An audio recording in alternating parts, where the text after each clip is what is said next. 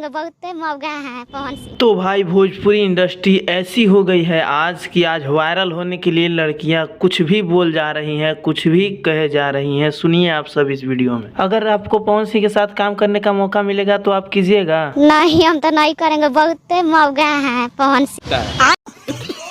आपको कैसे पता है कि पवन सिंह मौगा है? देखते हैं वीडियो, इसीलिए मौगाई करने लगते हैं, छिनराई करने लगते हैं। पवन सिंह कैसे बोल रहे हैं? वो पावर स्टार है, सबके दिल के राजा है। पावर स्टार है, अपने जगह पे है, मेरे नजर में नहीं।